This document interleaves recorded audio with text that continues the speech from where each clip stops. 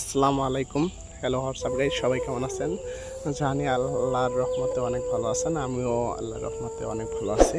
তো আপনারা মাঝে মধ্যে কমেন্ট করেন যে ভাই মালয়েশিয়ার পাম বাগান কেমন আর এটার কাজ কেমন।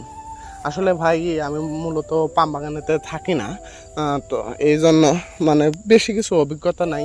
কিন্তু আমাদের যেখানে কাজ প্রজেক্ট কানেকটিশনের প্রজেক্ট, এই প্রজেক্টটা হচ্ছে পাম বাগান কেটেই মানে গরুর ফার্ম তৈরি করা। তো বর্তমানে এখন এখানেই আছি। তো দেখেন এটা বড় বড় পাম বাগান, এখানে সব পাম বাগানের কাজ। আর মূলত পাম বাগানে কাজই হচ্ছিল এরকম ডাগুর বলি আমরা বাংলাতে, আমাদের এলাকায় সব ডাগুরই বলি। আর এই যে গাছ যেরকম খেজুর ছড়ে গাছ ছড়ে সেই রকম মানে সেম কোয়ালিটির মানে কাটবেন। আর সামনে উপরে ফল, ওই ফলটাও উপরে উঠাই কাটা লাগবে। আবার যদি কোনো বাঁশের যদি নালা থাকে ওটা দিয়েও কাটা যায়।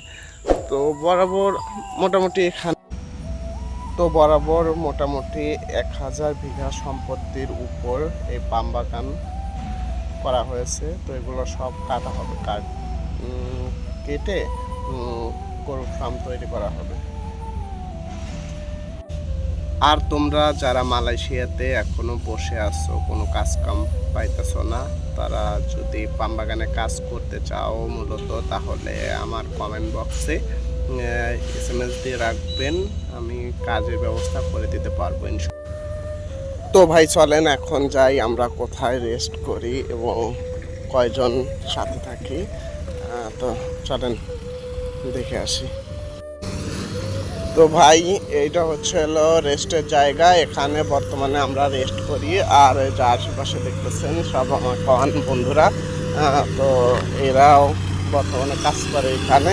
তো ভাই এত কষ্ট করে ভাই ভিডিও বানাই, তোমরা লাইক করো না, সাবস্ক্রাইব করো না ভাই, অনেক কষ্ট হয় ভাই যখন দেখি একটা ভিডিও আপলোড করছি, একটা সাবস্ক্রাইবার আসে নাই, একটা ভিউজ আসে নাই।